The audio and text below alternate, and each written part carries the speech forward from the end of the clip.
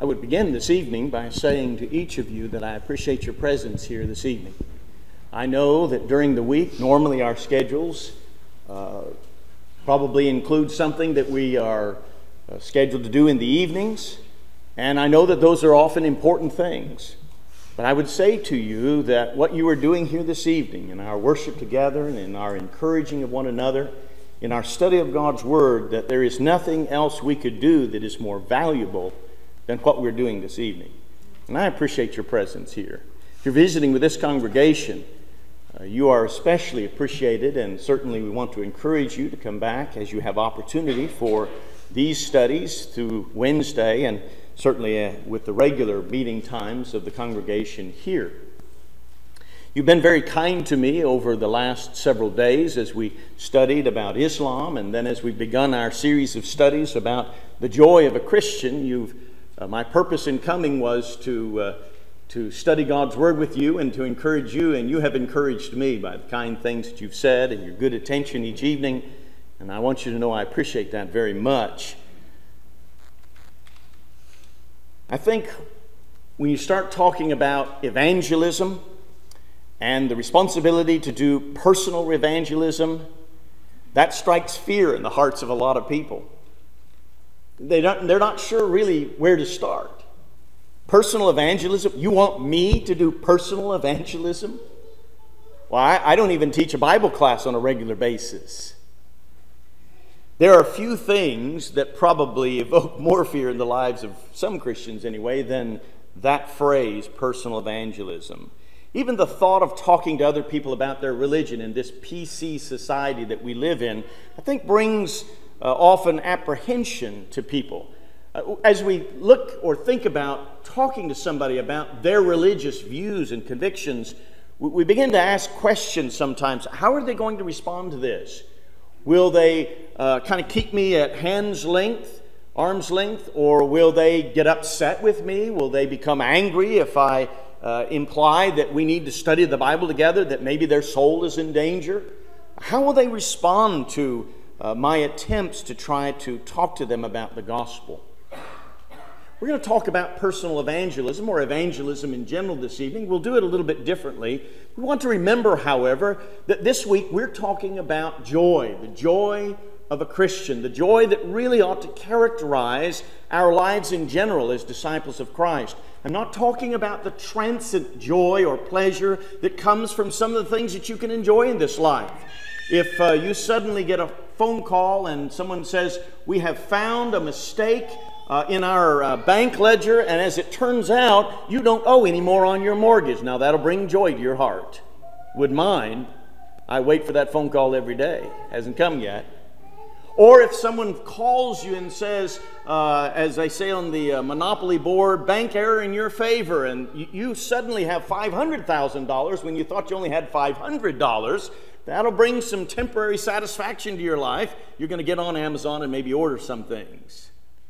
We're not talking about that kind of joy, or the joy of going to Disney World or having a neat vacation or any of those kinds of things. As we talked about yesterday and in the evening when we talked about the joy of purpose, those things can all bring some temporary satisfaction or joy or pleasure, but we're talking about this overriding sensation or emotion of the expectation of good, that the Christian has this hope of eternal life, which incidentally we will be talking about tomorrow evening. The joy of hope, the Christian's hope. And so we've talked about joy in the sense of the emotion that is evoked by well-being or success or good fortune, or by the prospect of possessing what one desires. Those are Webster's definitions, and we want to talk about that in the context of our relationship with God. But it is not joy that many Christians experience or feel when evangelism is the necessary task. We're filled with apprehension, hopefully not embarrassment, and sometimes fear. Evangelism for many Christians is about the same as a trip to the doctor when you're pretty sure that your cholesterol is high or your blood pressure is high, or going to the dentist when you've got an ache in your tooth and you're sure that what he's going to say is, "Mr. Dvorak, you need a root canal." And that's not the kind of news you want to hear. And so that's sometimes the way people approach evangelism. But there are several things that we're not going to talk about this evening as we talk about the joy of evangelism. First of all, I want to suggest to you this is not a sermon on the necessity of evangelism. Either personal evangelism, and by that I simply mean what we do as individuals as we talk to family members or neighbors or co-workers or even people that we do business with occasionally, or the collective or corporate evangelism that the local church might do as a unit from some of the funds used in the treasury, or as you pull your efforts together in local community work. I'm not talking about the necessity of those things. My assumption is that we all understand, or at least should understand, that we need to try to reach others, even as someone reached us with the good news of salvation. Now, it may be, and I know it is the case with me, it may be that occasionally we miss opportunities for evangelism, to engage in the teaching of the gospel. But I'm convinced it's probably not because we are unconvinced of its necessity. There may be other issues involved, and I think frequently there are. And so we're not talking about the necessity of evangelism this evening. That's an assumption I think that we can safely make, that we understand. And I'm not going to talk to you about personal evangelism techniques. Frankly, there are some other individuals that I know that are much more learned in that, much more proficient in that area. Maybe even Leon has talked to you about those kinds of things. And so I'm not going to talk to you about that. I think it's worthwhile to learn some things about how to present the gospel in an appealing way. Ways that do not, in a sense, turn people off before we have an opportunity to influence them with the good news of Jesus Christ, the gospel of grace. And there are a lot of methods of contacting and teaching people that are used by various individuals and various groups of people, congregations and other places, and they probably all enjoy some measure of success. That's not why I'm here to talk to you this evening. I know that you're probably employing different methods here in order to try to teach people, and that's good. But this evening, the plan is that I want us to look at evangelism with a little different perspective than maybe the idea of, well, we need to do this because it's the right thing and because it's commanded for us to do. And then secondly, I want to suggest how you and I can experience joy in this task, in this privilege of evangelism. Sunday morning, we talked about the joy of forgiveness, and we began our study by looking at the parable of the prodigal son in Luke the 15th chapter. And I suggested to you at that time that as the parable progressed, we lost sight of what the younger son, the prodigal son, was thinking and what he did, and then it focus kind of moved to the father briefly, but then to the older brother. I want to go back to that chapter, Luke chapter 15, a parable trilogy in that chapter. And I want to look at some of the things that we said on Sunday morning with a little more detail. I want to build on what we've already said about some of those things in chapter 15. To look at the background, or to get the background of the parable of the prodigal son, we really need to go back into chapter 14 and note that Jesus, in verse 25, was accompanied by great crowds of people. There were times in Jesus' public ministry when I'm convinced that he deliberately said things to test the conviction, to test the determination, the perseverance of those who were in the crowds around him.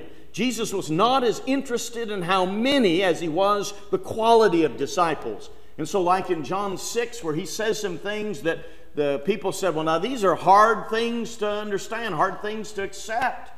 Sometimes people left because they couldn't handle what Jesus had to say. And he says some hard things here about discipleship in the latter part of chapter 14. He says in verse 26, as he turns to these people who are with him, if anyone comes to me and does not hate his own father and mother and wife and children and brothers and sisters, and yes, even his own life, he cannot be my disciple. Now, imagine yourself in the crowd and you've been following this man who's saying some amazing things, who's teaching truths, and who inspires you, and he turns around to you and says, if you don't hate your own father and mother, you cannot be my disciple. He didn't say you'll be a bad disciple or you'll only be a lukewarm disciple. He said you can't be a disciple if you're not willing to pay that cost of discipleship. And we can spend the rest of the evening probably talking about what all that involves or what it means. But let's read on. He says, whoever, in verse 27, does not bear his own cross and come after me cannot be my disciple. For which of you, desiring to build a tower, does not first sit down and count the cost, whether he has enough to complete it? Otherwise, when he's laid a foundation and is not able to finish, all who see it will begin to mock him, saying, this man began to build and was not able to finish. Or what king going out to encounter another king in war will not sit down first and deliberate whether he is able with 10,000 to meet him who comes against him with 20,000? And if not, while the other is yet a great way off, he sends a delegation and asks for terms of peace. Jesus says, it's foolish not to count the cost of something before you start. And in terms of discipleship, Jesus says, do you understand, as he speaks to the crowd, do you understand how much this is going to demand of you? So therefore, any one of you who does not renounce all that he has cannot be my disciple. Now, what's amazing about this is that when we move into chapter 15, there's the division of the chapters here, the material into chapters, is kind of unfortunate, because what happens in chapter 15 is predicated very closely on what we've just read. Even though Jesus, I think, is testing the perseverance or the commitment level of these people who are following him, listen to what verse 1 says. Now the tax collectors and sinners were all drawing near to hear him. Even after he has set the bar for discipleship at this high level, the tax collectors and the sinners, that was a euphemistic way that the Jews referred to some of the people who were essentially looked down upon in society because of their immoral behavior, and they came closer to hear what Jesus had to say.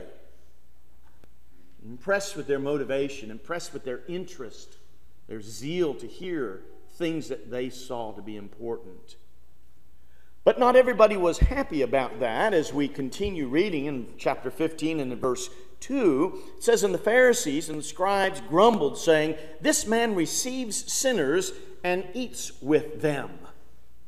And so the Pharisees and the scribes, who viewed themselves as those following in God's righteousness, who were very concerned about being clean and not being contaminated or defiled by contact with sinners, they're critical of Jesus. This man actually has contact with sinners and eats with them. And now I want you to read the rest of verse 2, or verse 3 rather. So he told them this parable. In actuality, he will tell 3 parables here, as we noted on Sunday. And there's a progression in the parables. There's a progression in more than one sense. Obviously, in the first parable, Jesus tells a parable about a shepherd who has 100 sheep and he loses one of them. He leaves the 99 out in the open field, in the open country, and he goes after that lost sheep until he finds it. And when he comes home, he calls together his friends and his neighbors, saying to them, rejoice with me, for I have found my sheep that was lost. And so Jesus tells this parable about 100 sheep. Now in the next parable, there is a smaller number of coins altogether, implying the relative value of what's lost. It's not 1 in 100, it's 1 in 10. And so we read in verse 8, or what woman having 10 silver coins, if she loses 1 coin, does not light a lamp and sweep the house and seek diligently until she finds it? And when she has found it, she calls together her friends and neighbors, saying, rejoice with me, for I have found the coin that I had lost. And then, of course, the third parable, probably much more commonly known than the first 2, the parable of the lost son, the prodigal son. There's just 2 sons, and one of them is lost to his father in the sense that he leaves his father's house and goes off into a far-off land. There is a common thread running through each of these stories, and I want you to see it. This is the point of the parables. Usually parables have one major point, although there are perhaps in some cases, and I think in the case of the third parable, there are some other things we can learn. But usually parables have one major thrust or point, and in this particular case, the common thread is joy. And that's apparent from the statement that Jesus says about each of those who has found what was lost. In the case of the shepherd, in verse 6. When he comes home, he calls together his friends and his neighbors, and he says to them, "Rejoice with me, for I have found my sheep that was lost." Now, there's a contrast that's being made in this chapter, and it'll become more clear, more obvious in the third parable. But there's a contrast between the attitude of these individuals in the parables who have found their lost item or animal, and the attitude of the Pharisees and the scribes, who, while they are watching lost people coming to Jesus, have nothing but criticism and no joy about all that. The shepherd rejoices with his neighbors and his friends, and the woman who's lost her coin calls together her friends and neighbors, saying, "Rejoice with me, for I have found the coin that I had lost." If you were to go back through this chapter, particularly in the first few verses up until the beginning of the parable of the prodigal son, note how many times you'll see such words as joy and rejoice appear in the text. That's what this chapter is about. The joy at the recovery of something or someone who has been lost. And Jesus reminds us that these stories are not ultimately about lost sheep or lost coins, because in each of the stories he makes a comment that connects the parable to the business of lost people. Did you notice that? We didn't read it. I purposefully did not. But I want to go back now to verse 7.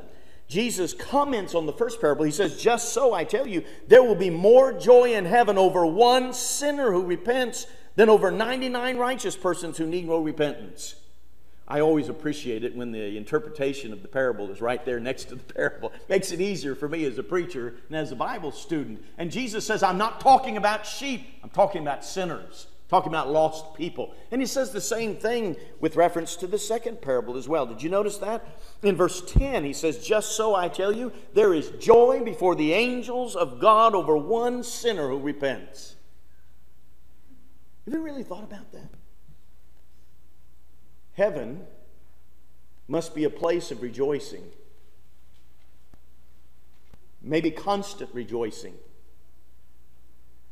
Because there are people here who are recovered. And there are people at Kelly Spring Road, where I attend, who are from time to time recovered. And there are people in other congregations and in other continents and nations. And these people are being added to the Lord's body or being recovered from sin. And the angels rejoice when that happens. Heaven undoubtedly is a place of rejoicing.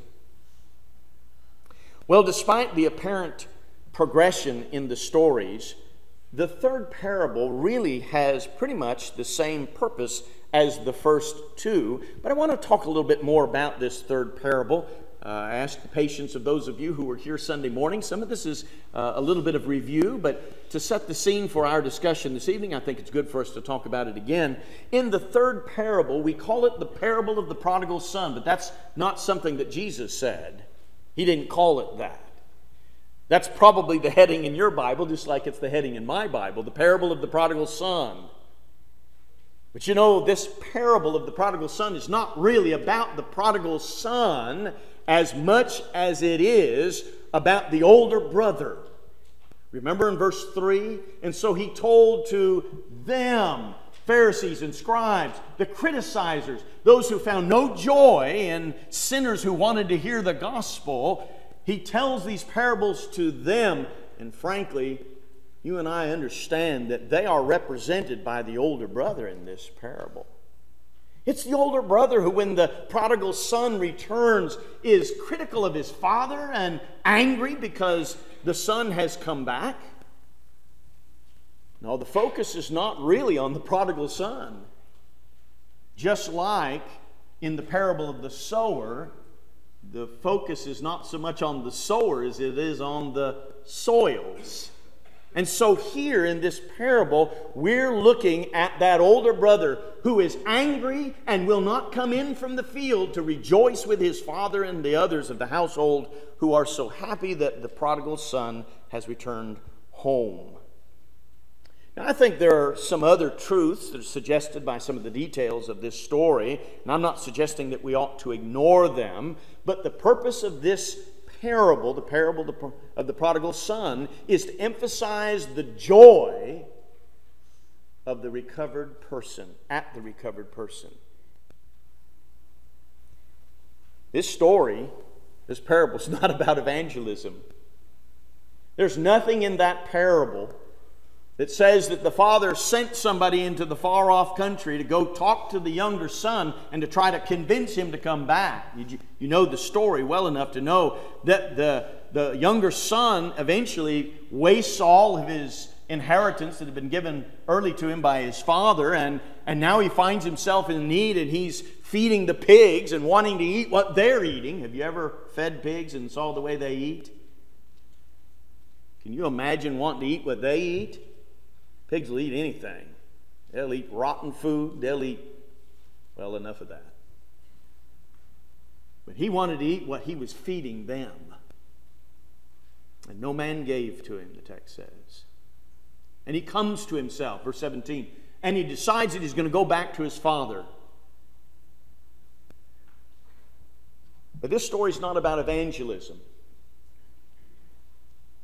We're given a fair amount of detail about the prodigal son, and I've asked myself, why did Jesus see the need to elaborate the details in this third parable when the first two parables are rather simple? They take a couple verses to tell. Why not just say there was a son who went away and he was lost and then he came back? That's pretty much about as brief as the first two parables. But I want you to understand that in that third parable, Jesus emphasizes, in addition to the joy that ought to be part of the recovery of a lost individual, he emphasizes the condition of the lost individual.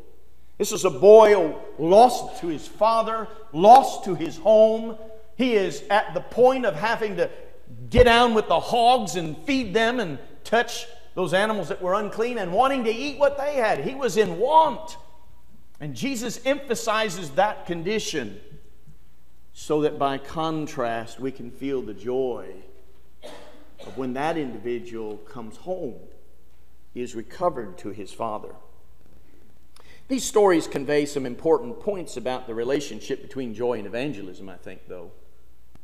Because when we talk about evangelism, please understand, I'm not really talking about what I'm doing here this evening or what Leon does when he goes off into a gospel meeting, or what we might do in other places when we preach the gospel, or some of you as you go out into places and you preach in a public way. I'm really not talking about evangelism in that narrow, specific sense. Evangelism, in essence, is nothing more than the telling of the good news to people that are lost.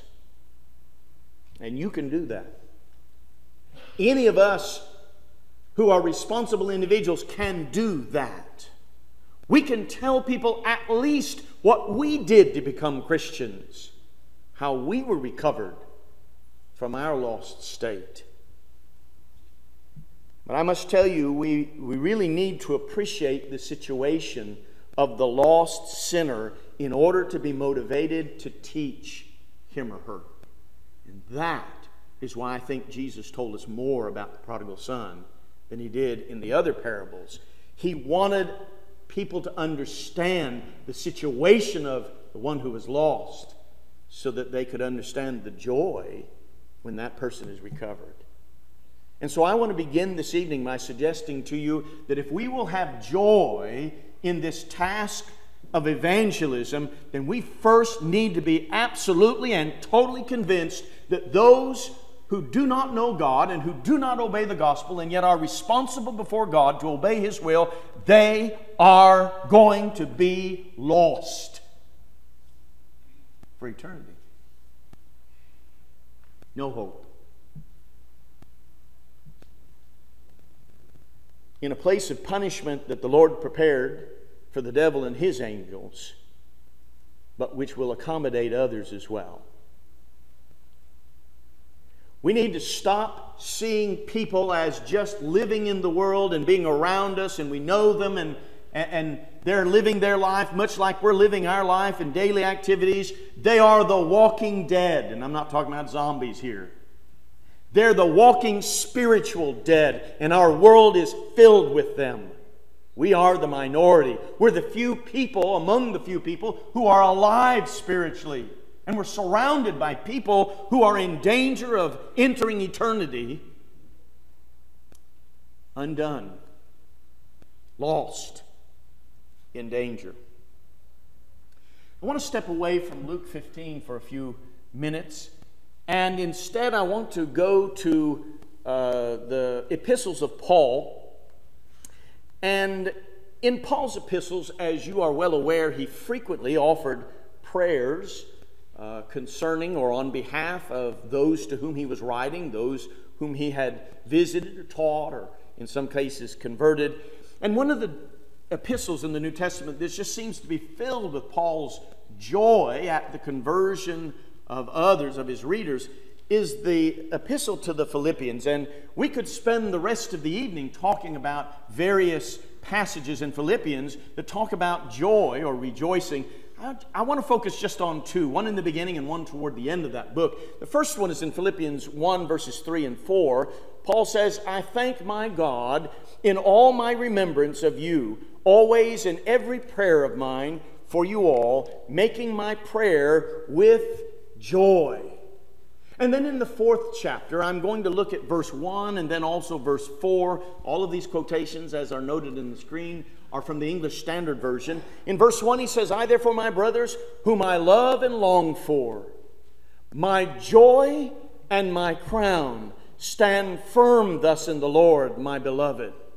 My impression is that the relationship that Paul had with the brethren at Philippi was a deep and satisfying, a joyful relationship. I think he felt joy as he contemplated the way they had responded to the gospel. And not just that they had been converted to Christ, but in addition to that, they had helped Paul from time to time as he was preaching the gospel in other places. And so when you read the book of Philippians, you get the impression that Paul feels joy at the conversion of these Philippians and at the constancy of their faith. Well, another epistle that also, I think, reflects Paul's joy is 1 Thessalonians. And once again, we'll just note a couple of passages here. We could probably note more. But in the in the second chapter, in verses 19 and 20, Paul says, "For what is our hope, or joy, or crown of boasting before our Lord Jesus at his coming? Is it not you? For you are our glory and our joy." Once again, I think Paul felt joy at the memory that these people had responded to the gospel, been converted. The third chapter in verse 9 of this first epistle, "For what thanksgiving can we return to God for you, for all the joy that we feel for your sake before our God." But you know what's interesting about those two epistles? They are written to churches, congregations of people in cities where Paul had every reason to just have bad memories, bitterness if he was inclined to that sort of thing. Do you remember what happened to Paul on the occasion that he first comes to Philippi and the church there is established? Do you remember that he was preaching and there was a servant girl who was possessed by a demon, a spirit of divination, and she was following Paul and Silas and the others, and she was proclaiming, identifying them, but you really don't want the testimony of a demon. And so Paul casts out the demon, and her owners are upset because she was a source of income for them. And so Paul is taken before the magistrates of the city, and the charge is made against him in particular, and Silas as well, that they were teaching things that these Philippians, being Romans, Philippi was a Roman colony, they're very proud of their citizenship, that these two men were teaching things that the Philippians, as Romans, could not accept.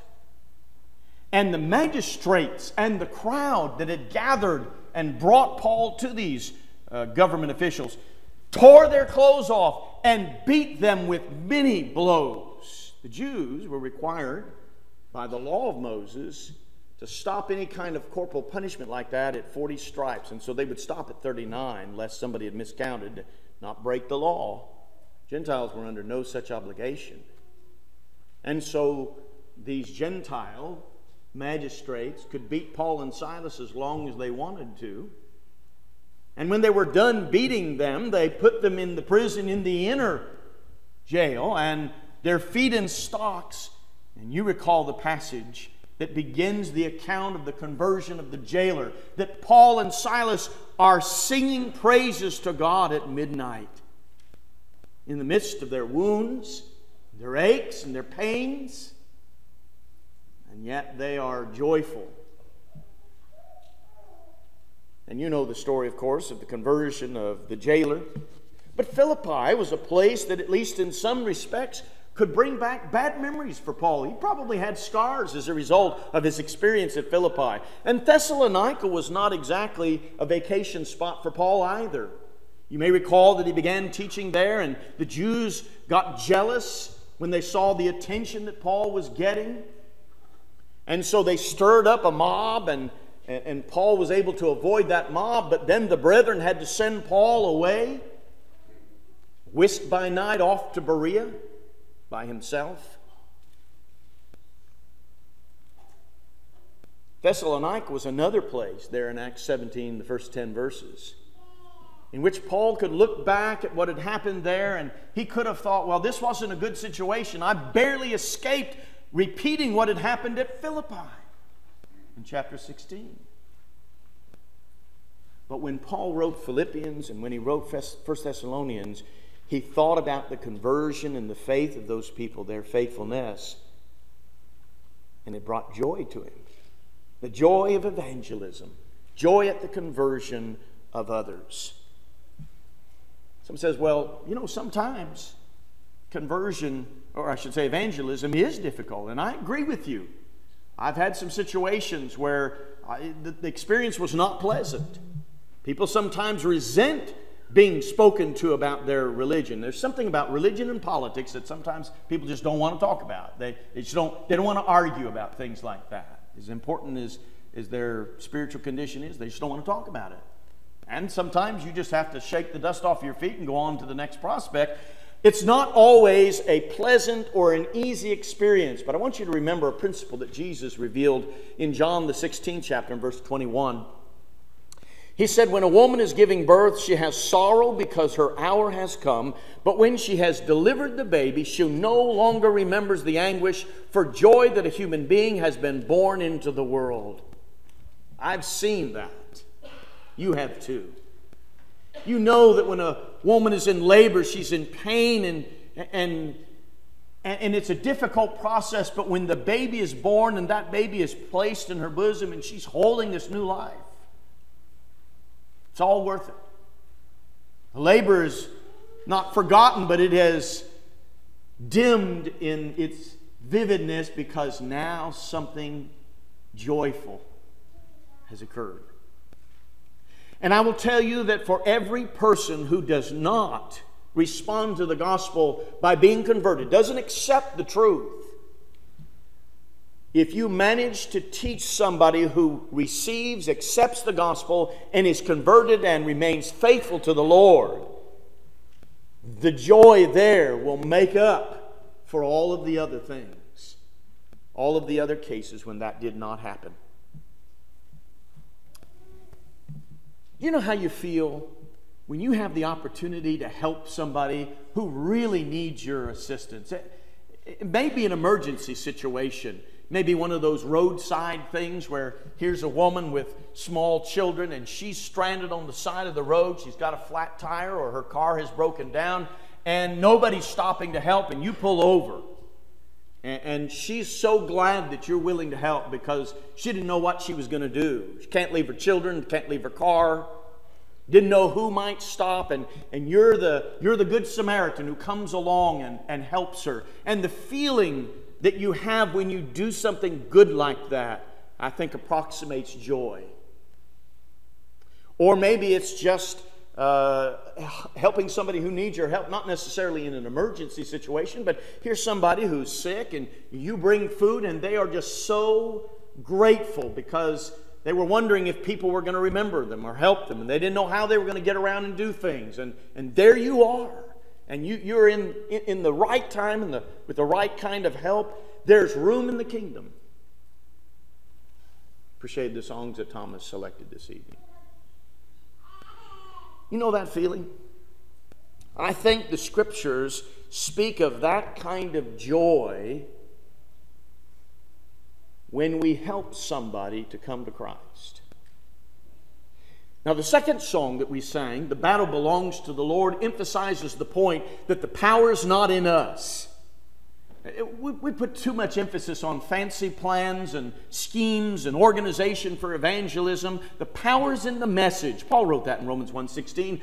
That's God's power to salvation. All we need to do is get out of the way and let people see God's love as it's manifested in the sacrifice of Jesus Christ. To see the magnificent grace of God, who will take imperfect people and make us fit subjects for divine fellowship. The Scriptures, though, speak of the joy that's experienced by brethren at the conversion of others, even those that they may not have been personally involved in the conversion. When Paul and Barnabas were coming from Antioch of Syria down to Jerusalem in the 15th chapter of Acts, there had been a question about what was required of Gentiles to become to be Christians, to be disciples of Christ, and whether they had to be circumcised and keep the law of Moses. And here Paul and Barnabas, and they're on their way down to Jerusalem for the discussion of this particular question. Look at verse 3. Being sent on their way by the church, that's the church in Antioch, they passed through both Phoenicia and Samaria, describing in detail the conversion of the Gentiles, and brought great joy to all the brothers. Here are Paul and Barnabas, and they're just telling other people about what's happening among the Gentiles, that Gentiles are coming to Christ, that they're responding to the gospel and they're being saved. And the brethren were joyful of that, but you've seen that.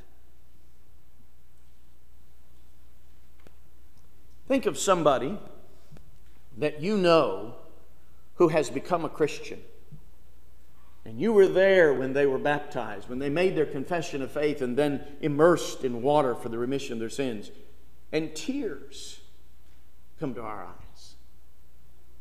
We're so happy. And the person who is obeying, has obeyed the gospel, who has become a disciple of Jesus Christ by submitting to God's will, and their tears are flowing. You see the joy in their expression, in their voice. I want you to do something with me this evening. I want you to... You don't have to close your eyes. At this point in the sermon, I'm a little concerned if you do close your eyes. I may not keep you. But I want you to think in your mind's eye about somebody you know who's not a Christian. It may be somebody in your family, maybe in your immediate family or your extended family. It may be somebody that you've known for years, maybe a childhood friend or a school buddy or a colleague. Or a fellow worker, somebody you work with, and maybe you've worked with them but they're not a Christian. That's the important thing. Somebody like that, somebody that you have tried to teach. Maybe you've spoken to them about the gospel, you've talked to them about their faith and the lack of hope, but you never really have gotten very far, perhaps. Can you imagine the joy if at some point you manage to say something that prompts maybe a Bible study, and you sit down with open Bibles? It could be any number of things. It could be a death in their family that makes them begin to think about their own mortality. It could be sickness and their fear of what's going to happen to them. They're unprepared and they know it, and now they're open. It may be any number of things, but you finally managed to get that Bible study that you've been working toward. And so you sit down with your Bibles and you just lay out plan of salvation. Imagine if that person realizes, like Saul of Tarsus did when he saw the risen Lord, in a vision, I'm on the wrong path. I have got to do something different. And as you study, like the Ethiopian treasure of Acts 8, they ask you, well, what do I need to do to become a Christian? And so imagine the joy of hearing that person confess his or her faith and then seeing that person being baptized and knowing that you had a part in that. You were the one who brought the sinner and the truth together so that the power of God could do its work through the gospel. Imagine, if you will, a little bit further. This is somebody that you know that's local, and so they began worshiping with the saints here. Become a part of this congregation, a member of the spiritual family here. And as time goes on, you have the opportunity to see that person mature as a Christian to the point that at some point, if we're talking about a man, you've got him teaching maybe an adult Bible class on Sunday morning or on a Wednesday evening. Or if it's a woman, maybe she's teaching the children and she's being a good example to them. Imagine, if you will, that same man preaching his first sermon or giving his first Wednesday night invitation.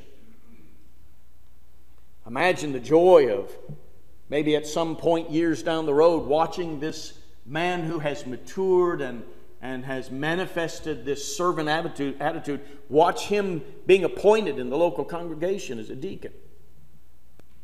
Or later on an elder of the local congregation. Or that woman that was converted and she marries or is already married and she converts her husband without a word, as Peter says in 1 Peter 3. And you see a family that is now on the road to heaven together. And she's a good wife, a submissive wife, and loves her husband and her children, and she takes care of her home. She's a good example to others, and she's teaching children there at the church and other places. Imagine the joy in knowing that you had a part in that.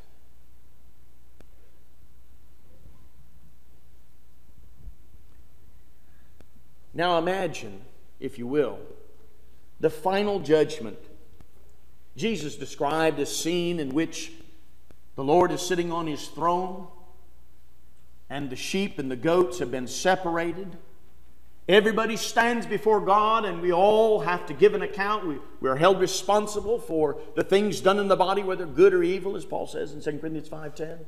And imagine that you are there with this same person that you helped teach the gospel, that you helped to convert to Christ through the teaching of the gospel of grace. And imagine the joy that you would feel as that person is welcomed by the Lord into the joys of heaven. The joy of evangelism. I want to tell you a story about something that happened a number of years ago.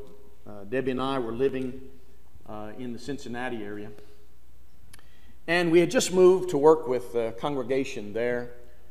There was a woman in the congregation who had a daughter who was a Christian. Her husband, that is the daughter's husband, was likewise a Christian. But they were unfaithful, the younger folks.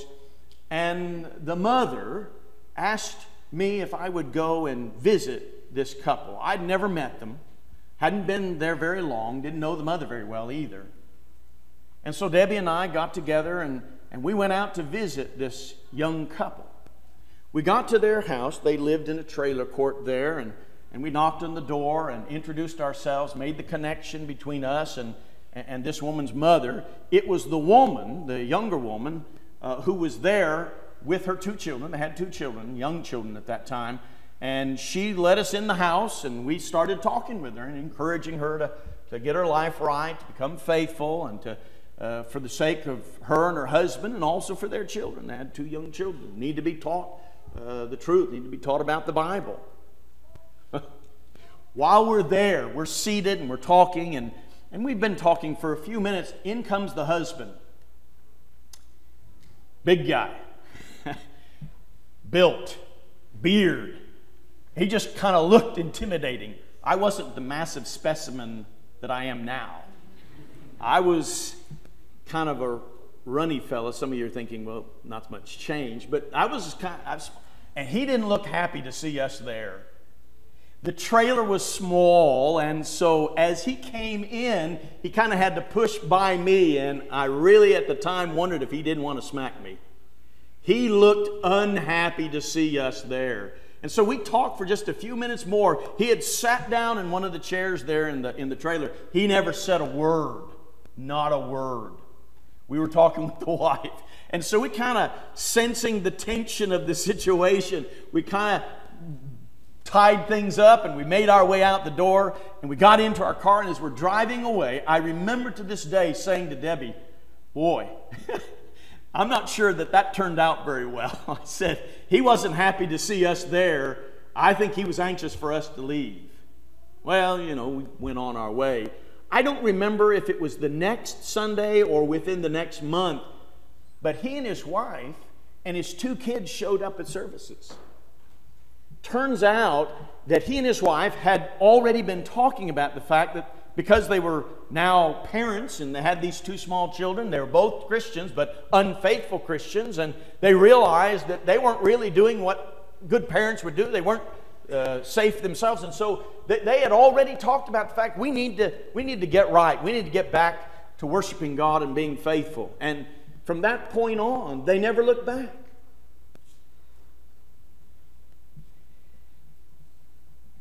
I had misinterpreted his reaction to our presence there. He wasn't upset. I just think it bothered him that his unfaithfulness had been brought right up in front of his face again, but it motivated him to do something about it. Now, I don't know what they would have done. Maybe they would have come back and been reunited with the Lord, whether we went there or not. But what I do know is that it took just something small, some encouragement, and eventually he taught Bible classes. And he served as a deacon. And he now serves as an elder. And so we had the opportunity, in what time we were there, still at the congregation where they worship. They're at a different congregation now. But we had the opportunity to watch them mature and to watch their kids grow up and mature and become Christians. You talk about joy. I want you to have that joy.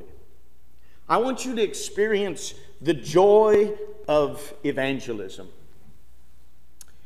Instead of focusing on what the response might be, or focusing on, well, how do I approach this person, or what's the best approach for that person, or what arguments will I use about instrumental music, I am not minimizing the importance of preparing ourselves for evangelism, but I will tell you what we maybe need to focus on more is the joy that we will feel when we have been instrumental in helping somebody be saved. It's wonderful.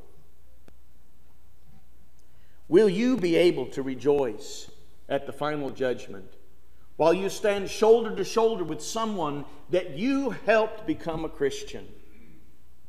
It might simply be that you opened the door to a discussion about the Bible and about the gospel by doing some small thing, the cup of cold water, or helping somebody and developing just enough of a relationship that you could say some things that opened the door, and from there, they just took off on their own as they studied and learned more about the truth. Use your relationships as you build them to bring the gospel to others and to know the joy of taking something so valuable to people who are so desperately in need of it. And perhaps some can be saved. There could be joy in heaven this very evening.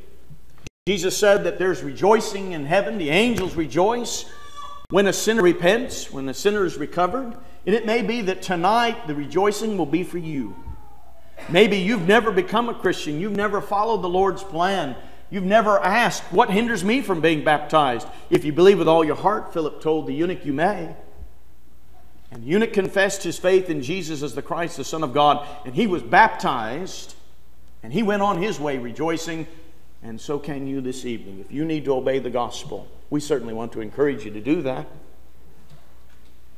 And if you've wandered, you've gone astray like the prodigal son, you left your father's home and all of the blessings that pertain to having fellowship with Him, and you want to be reunited with your Lord, with your God, then tonight's the night to repent, to confess sin, and they'll be rejoicing. I guarantee you the Christians here will rejoice, and Jesus said they'll be rejoicing in heaven as well. And so tonight we encourage you, if you need to respond to the gospel, why not? Why not now?